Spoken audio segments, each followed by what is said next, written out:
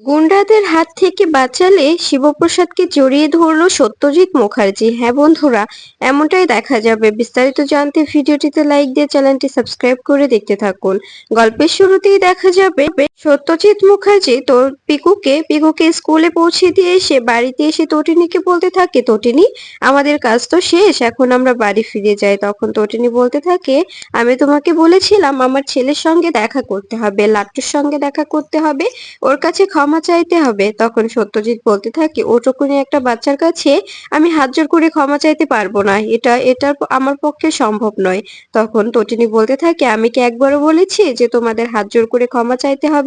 ক্ষমা চাও বলে না, বুঝতে পেরেছো? তোমরা তোমরা শুধু ছেলেটার সঙ্গে গিয়ে একটু ভালো মন্দ কথা বললে, ওর সঙ্গে গল্প করলে, হাসি ঠাট্টা করলে, তবে দেখবে আমার ছেলেটার মনটা অনেক ভালো হয়ে যাবে। আমি এমন করে ক্ষমা চাইতে বলেছি, আমি বলিনি যে তোমার হাত জোর করে ক্ষমা চাইতে হবে। তখন তখন সত্যজিৎ বলতে থাকে, ঠিক আছে যাব। এরপরে এরপরে দেখা যায় সত্যজিৎ ও কর্ণ চ্যাটার্জি বাড়ি থেকে বেরিয়ে যায় লাট্টুর কাছে যাওয়ার উদ্দেশ্যে। আর পথের মাঝখানে একটা গাড়ি থেকে অনেকগুলো গুন্ডা নেমে এসে সত্যজিতের সামনে দাঁড়ায়। তখন তখন ভয় পেয়ে যায় সত্যজিৎ ও কর্ণ চ্যাটার্জি। এরপরে দেখা যায় গুন্ডাগুলো রিভলভার তাক করে সত্যজিৎ ও কর্ণ চ্যাটার্জির দিকে। তখন তখন ভয়ে ভয়ে চিৎকার করতে থাকে কর্ণ চ্যাটার্জি ও সত্যজিৎ। এরপরে দেখা যায় হঠাৎ হঠাৎ লোকগুলো একে একে মাটিতে লুটিয়ে পড়ে। এটা দেখে অবাক হয়ে যায় সত্যজিৎ ও কর্ণ চ্যাটার্জি। এরপরে দেখা যায় ওদিকে তাকিয়ে দেখে আর অন্য আর কেউ নয়, শিবপ্রসাদ গাঙ্গুলি রিভলভার চালাচ্ছে আর একে একে বডিগুলো নিচে পড়ছে। এটা দেখে অবাক হয়ে যায়।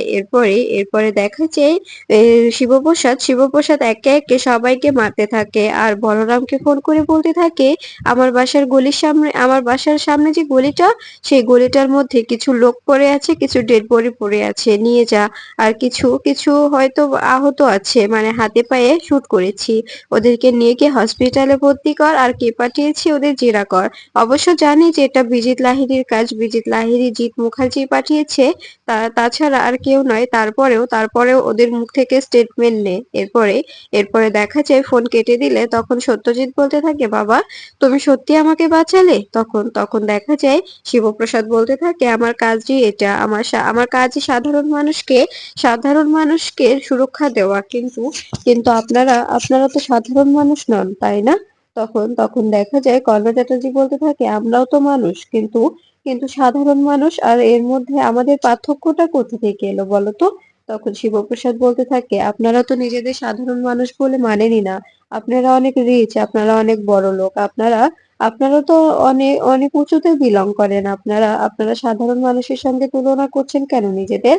তখন তখন দেখা যায় কর্ণ চ্যাটার্জি বলতে থাকে, প্লিজ ক্রিঞ্জ করে কথা বলো না। এরপরে দেখা যায় শিবপ্রসাদ সত্যজিৎ ও কর্ণ চ্যাটার্জিকে একসঙ্গে বাড়িতে নিয়ে আসে। এরপরে তটিনী বলতে থাকে, কি ব্যাপার, ওদেরকে ফিরিয়ে আনলে যে, ওরা লাট্টুর কাছে দেখা করতে যাবে না? তখন শিবপ্রসাদ বলতে থাকে, তটিনী ওদের উপর অ্যাটাক হয়েছিল। এই কথা শুনে তটিনী আকাশ থেকে পড়ে। এরপরে তটিনী বলতে থাকে, এসব কি বলছো তুমি? অ্যাটাক হয়েছিল মানে? ড্যাডি তোমার কোথাও লাগেনি তো? তুমি ঠিক আছো? আপনার লাগেনি? তখন তখন সত্যজিৎ তটিনীর এমন যত্ন দেখে তটিনীর দিকে অবাক হয়ে তাকিয়ে থাকে আর চোখে জল চলে এসে যায়। তখন তখন সত্যজিৎ বলতে থাকে, না রে মা, আমার কোথাও লাগেনি, জামাই আমাকে বাঁচিয়ে নিয়েছে। সত্যজিতের মুখে এমন কথা শুনে অবাক হয়ে যায় শিবপ্রসাদ ও তটিনী। এরপরে দেখা যায় ঠিক তখনই নন্দিনী, আয়ুষী, কাবির ও আরাধ্যা সেখানে চলে আসে। এরপরে দেখা যায় সেখানে এসে দরজার কাছে দাঁড়িয়ে থেকে সবকিছু দেখছে। আর এদিকে সত্যজিৎ মুখার্জি সবাইকে অবাক করে দিয়ে শিবপ্রসাদকে জড়িয়ে ধরে বলতে থাকে, বাবা আমি অনেক বড় ভুল করেছি, তোমাকে আমি চিনতে পারিনি, তোমাকে আমি এভাবে অপমান করে অনেক বড় ভুল করেছি, আমাকে আমাকে প্লিজ ক্ষমা করে দিও। তখন তখন শিবপ্রসাদ বলতে থাকে, এমন করে কেন বলছেন? আপনি আমার বাবার মতো, আমার শ্বশুর মশাই, আপনি আমার কাছে এভাবে ক্ষমা চাইছেন কেন? এভাবে প্লিজ ক্ষমা চাইবেন না। তখন তখন সত্যজিৎ বলতে থাকে, না বলো, তুমি আমাকে ক্ষমা করে দেবে? আমি যদি তোমাকে নিজের জামাইয়ের স্বীকৃতি দিই, তুমি তুমি আমার বাড়িতে যাবে, আমার বাড়ির দরজায় গিয়ে দাঁড়াবে? তখন তখন শিবপ্রসাদ বলতে থাকে, সেটা যখনকার ব্যাপার তখন হবে, এখন এখন আপনারা রেস্ট নিন, আপনাদের উপর দিয়ে একটা ধকল গেছে। তটিনী ওদেরকে জল খেতে দাও, কিছু খেতে দাও। ওরা ওরা অনেক অনেক পেয়েছে। তখন দেখা যায় কর্ণ চ্যাটার্জি বলতে থাকে, thank you Shivprasad, thank you. আমি বুঝতে পারিনি যে তুমি আমাকে বাঁচাবে। তখন দেখা যায় শিবপ্রসাদ বলতে থাকে, আমি সাধারণ জনগণের জন্যই আমরা কাজ করি, তাই এটা আমাদের কর্তব্যের মধ্যে পড়ে, তাই আমি বাঁচিয়েছি। আমার সামনে কোনো অন্যায় আমি হতে দিইনি না, তাই আমি সবাইকে হেল্প করেছি। এতে কোনো কৃতজ্ঞতা প্রকাশ করার কিছু হয়নি। এরপরে দেখা যায় এই কথা শুনে কর্ণ চ্যাটার্জি বলতে থাকে, ঠিক বলেছো। তুমি তুমি তো একজন অনেক বড় অফিসার। তুমি এটা অবশ্যই করতে পারতে। তুমি আমাদের বাঁচিয়েছো। তখন তখন কাবির বলতে থাকে, ড্যাডি, তোমার লজ্জা করছে না? তুমি ওর কাছে মাথা নত করছো। তখন দেখা যায় শিবপ্রসাদের কথা বলতে থাকে কর্ণ চ্যাটার্জি যে আজকে তোর ড্যাডি এখানে দাঁড়িয়ে আছে শুধুমাত্র ওই ছেলেটার কারণেই এখানে দাঁড়িয়ে আছে, তা না হলে এতক্ষণে তোর ড্যাডির চিতা জ্বলে যেত। তখন দেখা যায় এই কথা শুনে কাবির অবাক হয়ে যায়। তখন কাবির বলতে থাকে, ড্যাড, এসব কি বলছো তুমি? তখন দেখা যায় নন্দিনী দৌড়ে এসে সত্যজিৎকে জড়িয়ে ধরে বলতে থাকে, ড্যাডি, কি হয়েছে? উনি কি বলছেন এসব? তখন দেখা যায় শিবপ্রসাদ বলতে থাকে, ওনাদের ওপর অ্যাটাক হয়েছিল, ওনাদের মারতে পাঠিয়েছিল সুজিত মুখার্জি ও ও বিজিতের লোকজন। তখন এই কথা শুনে অবাক হয়ে যায় নন্দিনী বলতে থাকে, পরে কি হয়েছিল? তখন শিবপ্রসাদ বলতে থাকে, এই খবরটা আমাদের কাছে আগে থেকেই ছিল যে ওদের উপর অ্যাটাক হবে। এজন্য আমরা সবসময় ওদেরকে নজরে নজরে রাখতাম, ওদেরকে সাপোর্ট করতাম। তখন দেখা যায় নন্দিনী বলতে থাকে, এটা তো আমি জানতাম, কিন্তু এখন কি করবে? গুন্ডাগুলো কি মুখ খুলেছে? গুন্ডাগুলোকে তুলেছো? তখন শিবপ্রসাদ বলতে থাকে, হ্যাঁ, তুলে নিয়ে আসা হয়েছে, কিন্তু এখনো মুখ খুলেছে কিনা বলতে পারছি না। বলরামের সঙ্গে কথা বলতে হবে, আর আমাকে গিয়ে হয়তো বা মুখ খোলাতে হবে। তখন নন্দিনী বলতে থাকে, ব্যাপারটা একটু একটু দেখো। তখন দেখা যায় শিবপ্রসাদ বলতে থাকে, হ্যাঁ, চিন্তা করবেন না, ব্যাপারটা আমি হ্যান্ডেল করে নেব। এরপরে দেখা যায় সত্যজিতের সঙ্গে সবাই বসে মজা করতে থাকে। তখন সত্যজিৎকে নন্দিনী বলতে থাকে, কি ড্যাডি, এবার কি শিবপ্রসাদকে নিজের মেয়ে জামাই বলে মেনে নেবে নাকি বলতো? তখন সত্যজিৎ মাথা নত করে বসে থাকে। তখন সত্যজিৎ বসে থেকে ভাবতে থাকে পিকুর করা কাজগুলো। পিকু যেভাবে সত্যজিৎকে কাছে টেনে নিয়েছিল, সত্যজিৎকে আদর করেছিল, সত্যজিৎকে নিজের দাদুর সম্মান দিয়েছিল, সেটা ভাবতে থাকে সত্যজিৎ। এসব কিছু ভাবতে ভাবতেই তার চোখে জল এসে যায়। এরপরে দেখা যায় তটিনীকে অবাক করিয়ে দিয়ে সত্যজিৎ বলতে থাকে, পিকুকে তো স্কুল থেকে আনতে হবে, তাই না রে তটিনী? আমাকে যেতে হবে, আমার দিদি ভাইকে তো স্কুল থেকে আনতে হবে। তখন এ কথা শুনে অবাক হয়ে যায় সবাই। তখন শিবপ্রসাদ বলতে থাকে, আপনার কোথাও যেতে হবে না, আপনি এখানে থাকুন, আমি গিয়ে পিকুকে নিয়ে আসছি।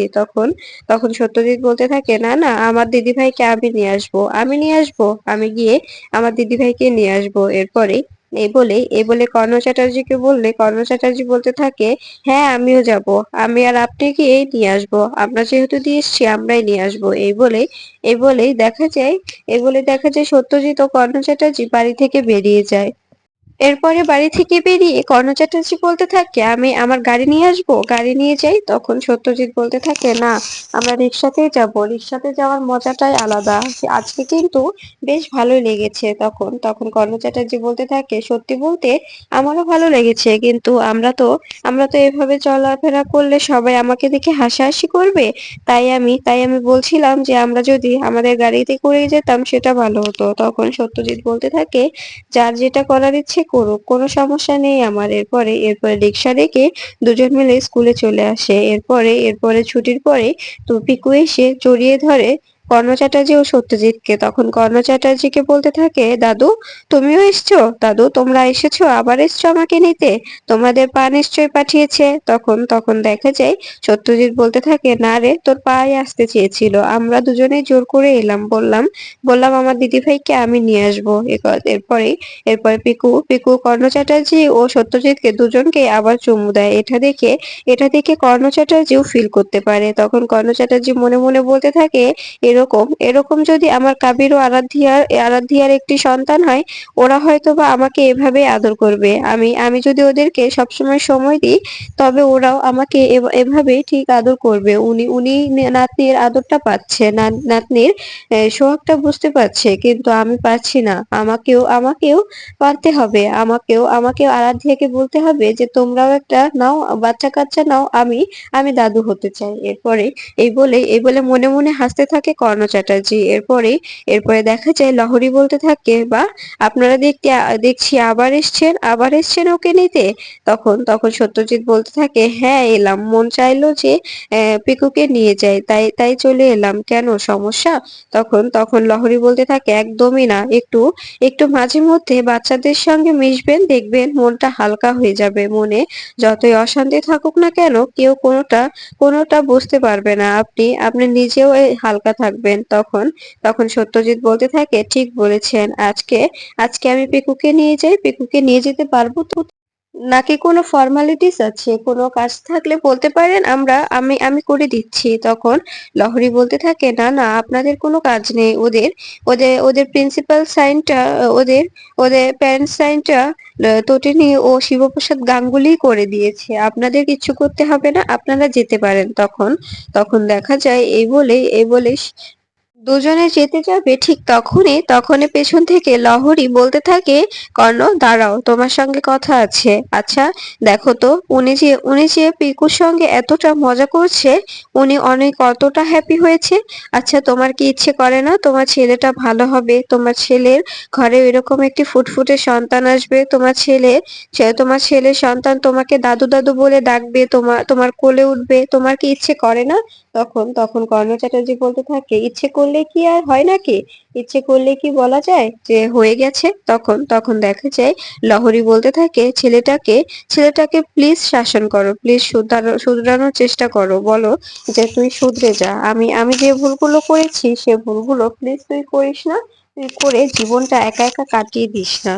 তখন দেখা যায় কর্ণ চ্যাটার্জি বলতে থাকে, আমি তো একা কাটাতে চাইনি, তুমি তো চলে এসেছিলে, আমি তো তোমাকে একবারও যেতে বলিনি, তুমি আমাকে ফেলে চলে এসেছিলে, এটা তো আমার কোনো দোষ নেই। তখন লহরী বলতে থাকে, আমি কেন এসেছিলাম এটা তুমি খুব ভালো করেই জানো কর্ণ, তাই তাই ন্যাকামো করো না। আমি কেন এসেছিলাম তুমি তো জানো, তবে বলো তো আমি কেন এসেছিলাম? তখন দেখা যায় কর্ণ চ্যাটার্জি চুপ করে দাঁড়িয়ে থাকে। তখন লহরী বলতে থাকে, আমি এসেছিলাম তোমার ভুলের কারণে, তুমি ভুল করেছিলে, তুমি অন্যায়ের সঙ্গে আপোষ করেছিলে, এই কারণেই আমি তোমাকে ফেলে চলে এসেছিলাম।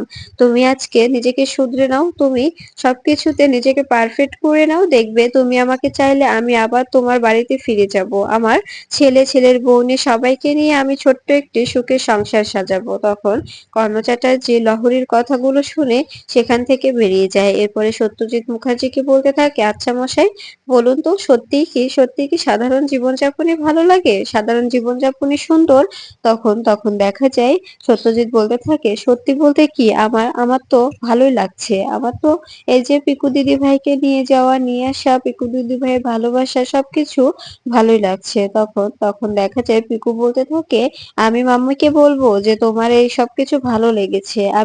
আমি ভালো দিয়াকেও বলবো যে তোমার এই সবকিছু ভালো লেগেছে, তোমাকে যেন সবসময় এসবের মধ্যেই রাখা হয়, তোমাকে যেন ওই সুটবুট পরে সবসময় একদম রাক্ষস দাদু সাজতে না দেওয়া হয়। তখন দেখা যায় সত্যজিৎ হাসতে থাকে আর বলতে থাকে, আচ্ছা বলতো, তুই আমাকে রাক্ষস দাদু বলিস কেন? তখন দেখা যায় পিকু বলতে থাকে, আসলে আমরা গল্পতে দেখেছি তো, যারা যারা দুষ্টু, যারা যারা খারাপ, তারা রাক্ষস হয়, তারা রাক্ষস হয়ে বাচ্চাদের সঙ্গে খারাপ ব্যবহার করে, ওরা তো রাক্ষস, তাই আমি তোমাকে রাক্ষস দাদু বলি, কারণ তুমিও তো আমার আর ভাইয়ের সঙ্গে অনেক খারাপ খারাপ ব্যবহার করতে, আমার ভাইয়ের সঙ্গে অনেক মিসবিহেভ করতে, তাই আমি তোমাকে রাক্ষস দাদু বলি।